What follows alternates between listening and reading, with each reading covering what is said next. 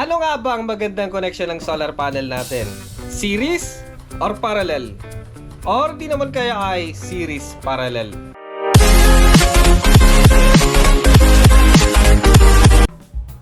So yan guys, yung ginagamit kong setup dito. Simpleng setup, budget meal. So yung solar panel ay nandun sa taas, titingnan natin mamaya. So eto yung ginagamit ko lang, budget meal. Eto naman yung battery ginagamit ko, Orient Power. So since na dumating ito hanggang ngayon, ginagamit ko pa siya kapares nung yung hybrid inverter. Regarding sa topic natin ngayon guys, na ano ba yung mas magandang connection ng ating solar panel? Yung series ba or yung parallel or yung mix series parallel? So depende pa rin yan guys kung ano yung tapat ng budget natin, kasi yung ginagamit ko dito ay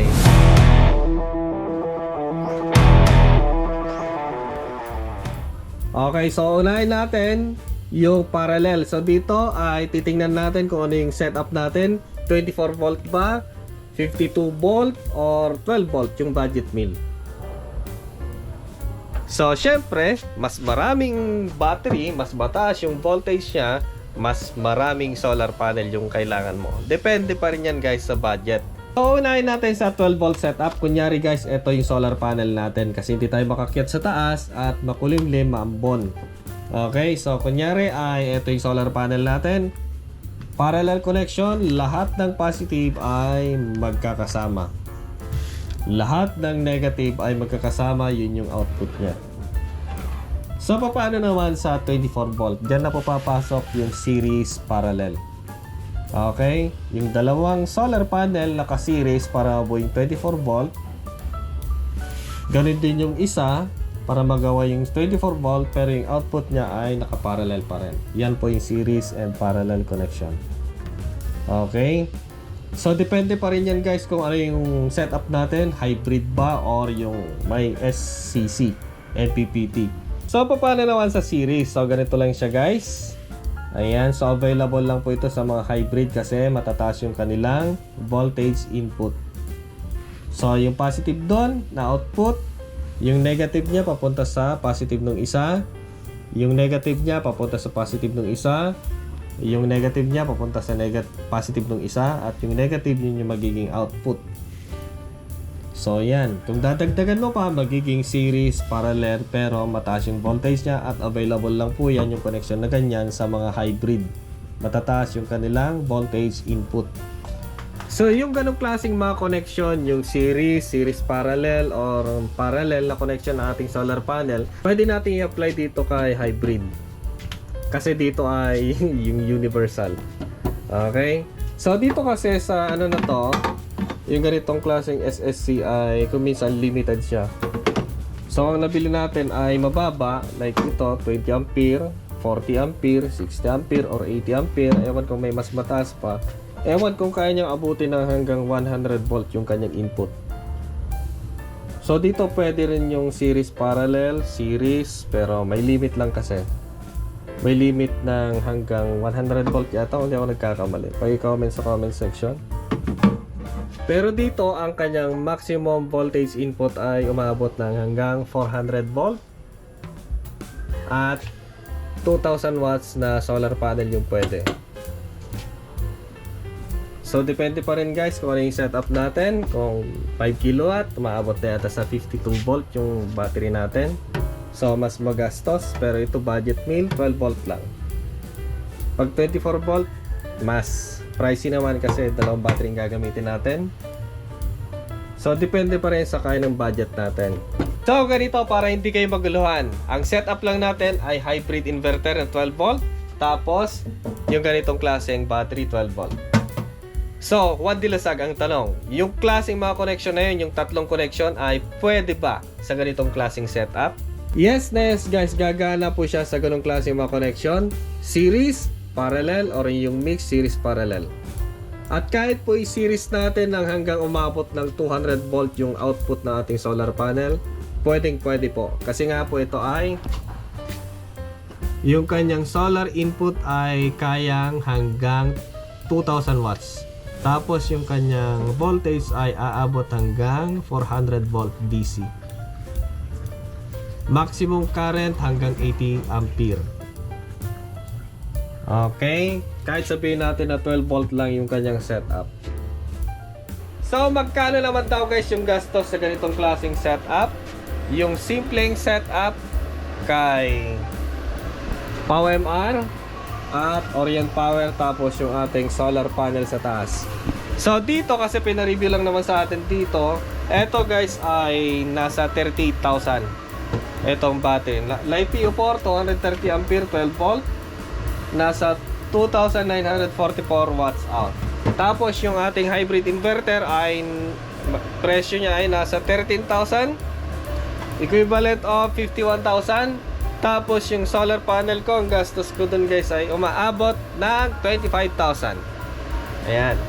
Tapos, yung ating mga connection, yung ating mga circuit breaker, medyo masakit din sa bulsa. Lahat yung wiring. Ayan. So, medyo masakit sa bulsa. So, buti na lang ay may nagpa-review sa atin ng battery na less natin yan. Yung 38,000, yung pinakamahal.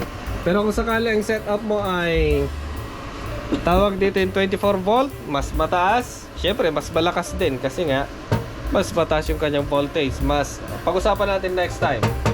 At kung ganun yung setup, mas maraming solar panel yung kailangan mo i-provide. Okay, yung solar panel ko dito kulang pa kasi ang required dito ay nasa 2,000 watts na solar panel. So dapat madagdagan pa, pero masakit na sa bulsa. Okay, almost nasa, siguro kung bibilhin mo lahat-lahat, nasa 70,000 lahat-lahat. Pati solar panel. Yeah. Oo nga, wala pa yung mga railing, mga end clamp na mga aluminum. So yun pa guys. Dagdag pa yon na kwentahin. Magastos talaga. Wala pang ground wire. So pwede na siguro yung mga ordinaryong wire. Okay, magastos talagang libre, magastos ang libre. So para makatipid tayo sa materials guys, ay lalong-lalo na sa wire. Kasi ang wire pa lang, lalo kung DC wiring gagamitin natin, ay napakamahal niyan compare sa THHN. Yung ganito yung ginamit ko.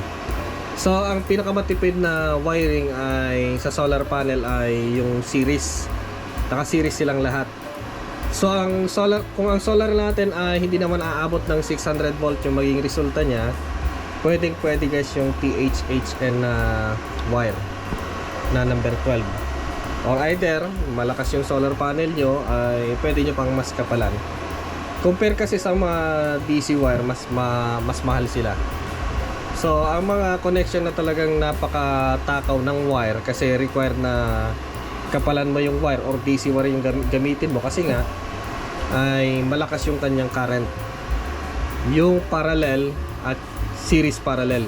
So matatakaw sa yan, sa wiring.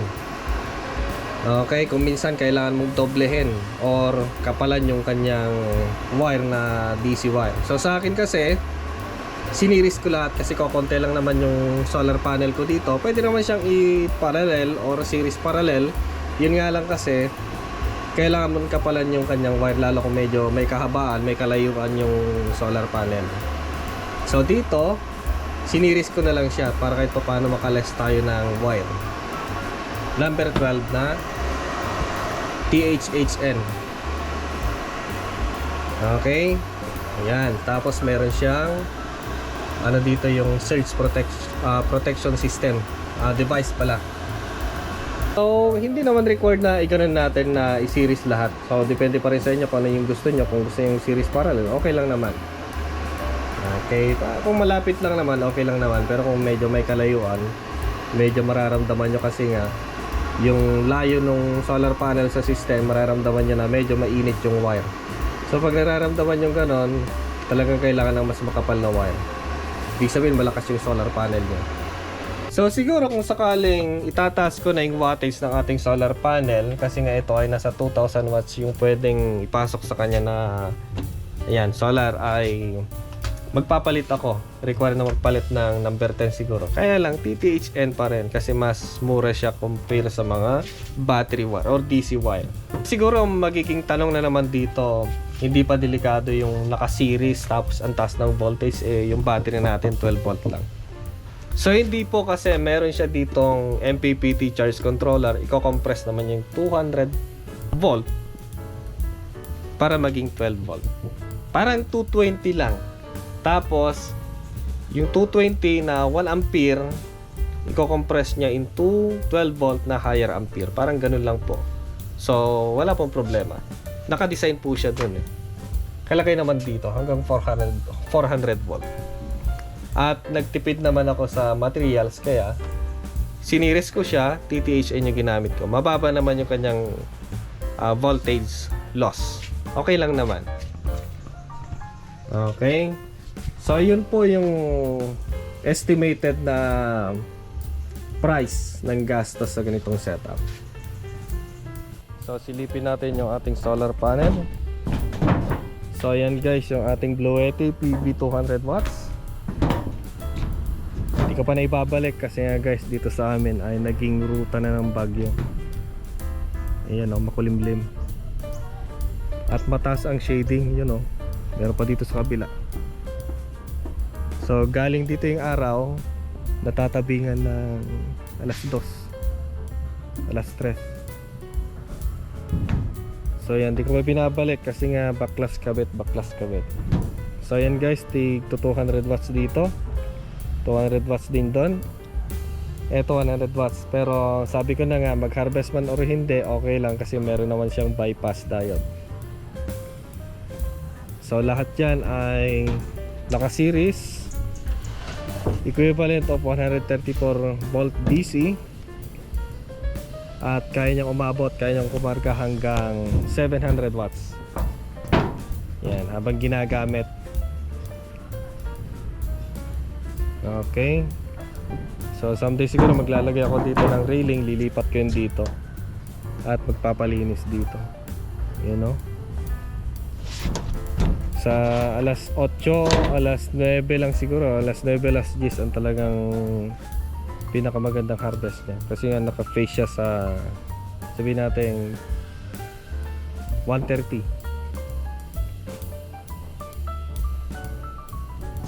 TTHN na number 12. Pero kung magtataas tayo ng wattage, dodoblehan natin yan, ay obligado magtaas tayo. Iba kasi kung talagang pang DC wire, makapal yung kanyang balat, tapos mas marami yung kanyang strand. Kaya po, hindi required sana yung ganito. Pero dahil nga sa nagtitipid tayo, pansamantala, di yan muna. Mahal kasi ang DC wire. Someday magpapalit tayo niyan, yung talagang pang solar. Ang problema lang kasi sa mga ganong klaseng wire, pag medyo naka-absorb ng tubig yung wire, umiitim. O nakachamba ka naman ng counterfeit na mga wire, nalulusaw, aluminum. So para sa akin, mas eto na, para mas tipid at iwas goyo na rin, kasi yan ay kadalasan yung mga TTHN ay copper talaga. Para ano na lang, didoblehin mo na lang. Okay, mag number 10 ka or number 8, kaya lang mahal na rin yon. Okay, so maraming salamat sa inyo panonood sa ating update. Ayun o, makulimlim na naman. Baba na tayo.